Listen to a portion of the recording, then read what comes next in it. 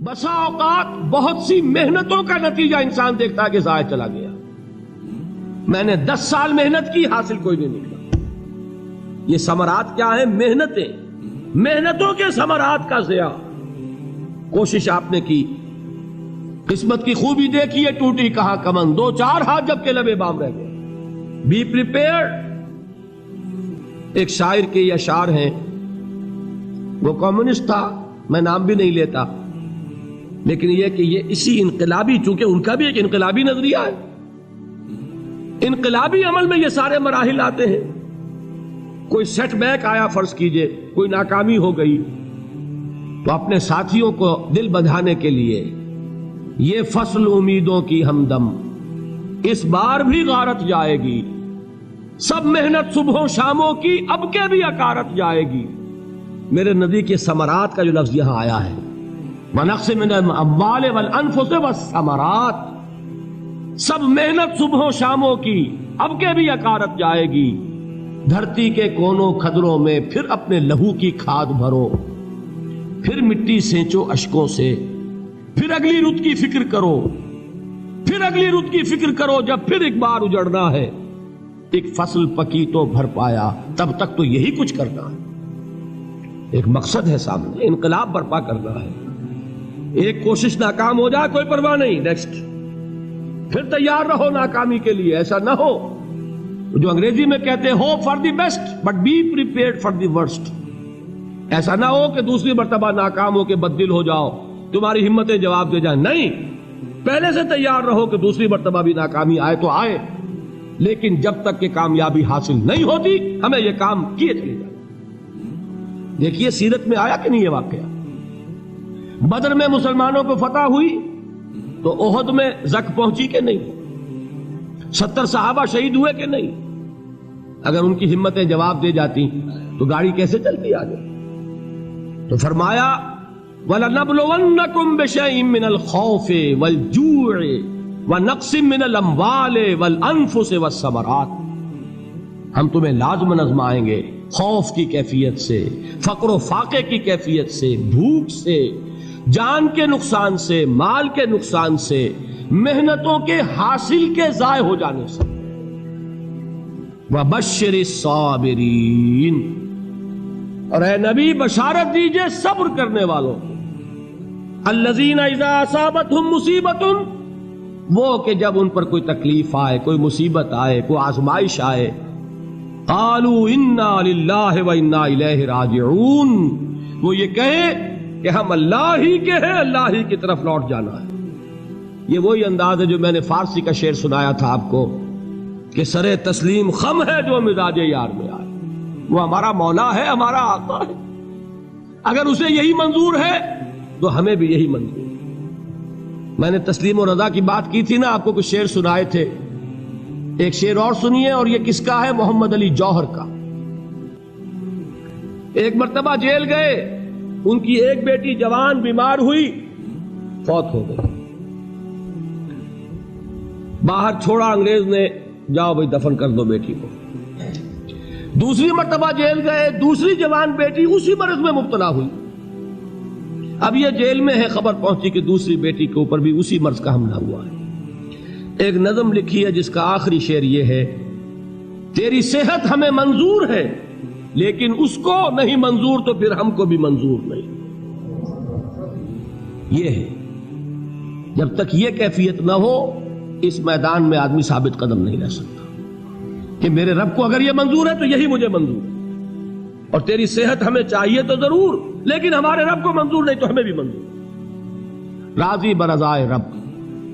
وَبَشِّرِ الصَّابِرِينَ الَّذِينَ إِذَا أَصَابَتْهُمْ مُصِيبَةٌ قَالُوا إِنَّا لِلَّهِ وَإِنَّا إِلَيْهِ رَاجِعُونَ.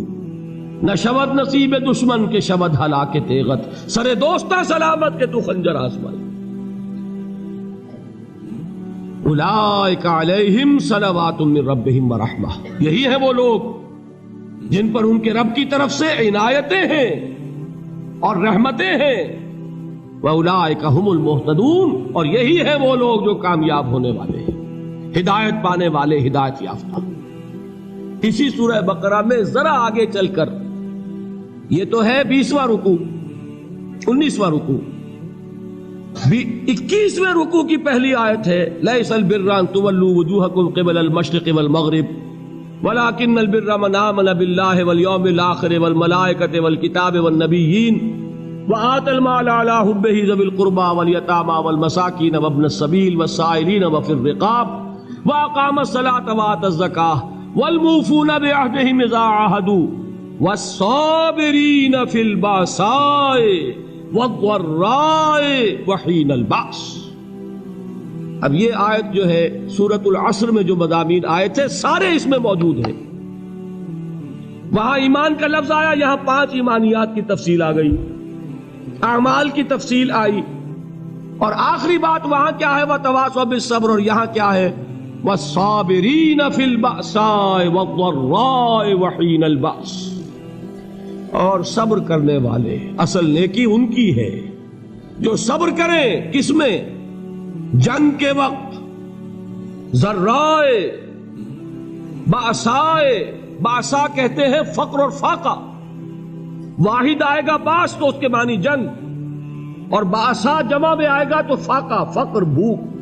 اور ذرائے جسمانی تکلیف، ضرر جسمانی تکلیفوں میں صبر کرنے والے، فقر اور فاقے میں صبر کرنے والے، اور جنگ کے وقت صبر کرنے والے. اولئک الذین صدقوا واولئک هم المتقون. یہ ہیں وہ لوگ جو صبر کرنے والے ہیں، یہ ہیں جو سچے ہیں، جو اپنے دعوے میں نیکی کے اور ایمان کے صادق ہیں، اور یہی وہ لوگ ہیں جو متقی. اگلی سورت ہے سورہ آل عمران.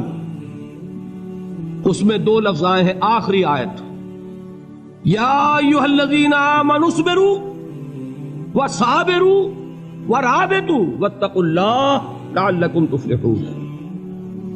دیکھیے یہاں صبر اور صابر جو تعلق جہد اور جہاد کا ہے وہی ہے صبر اور مصابرت.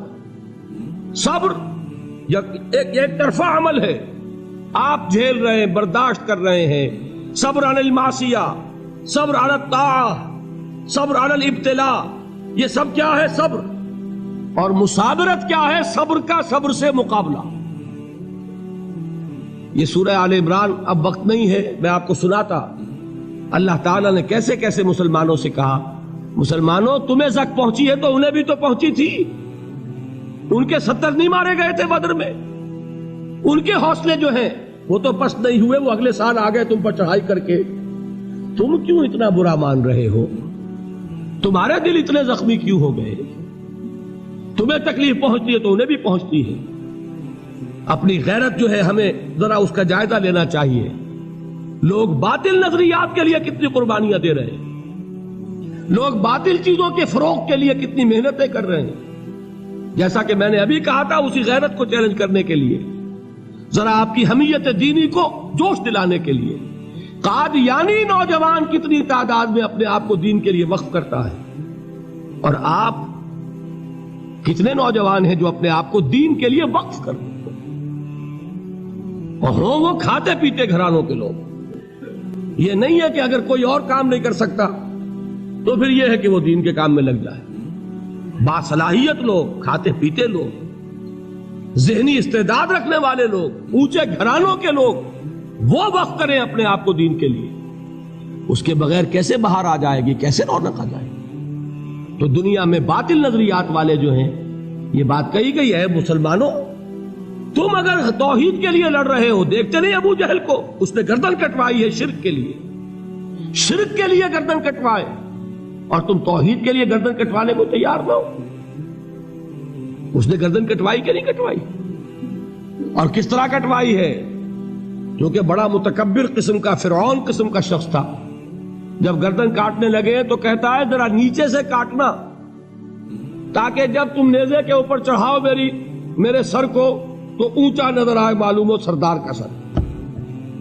وہ بدبخت مرتے ہوئے بھی جو اس کی کیفیت تھی نا، اس کو ذہن میں رکھیے. تو یہ اس لوگوں نے قربانیاں دی، جانے دی. تو فرمایا اگر تم ان سے زیادہ قربانی نہیں دو گے، جو نوٹ کر لیجئے اس کو، مجرد اگر حق کو غالب کرنا اللہ کے ذمے ہو تو آنے واحد میں غالب کر دے گا، تمہیں تکلیف ہی دینے کی ضرورت نہیں. سمجھ رہے؟ کیا اللہ کے مقابلے میں کوئی باطل کی طاقت ٹھہر سکتی ہے؟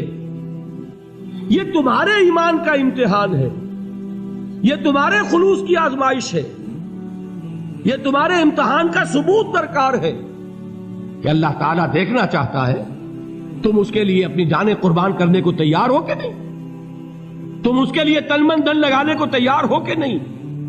اور یہ جان لو کہ اگر کفار اور مشرکین اور ملحدین اور باطل نظریات والے وہ جو کچھ قربانیاں اپنے باطل نظریات کے لیے دے رہے ہیں ان سے زیادہ اگر تم نہیں دو گے تو حق غالب نہیں ہوگا۔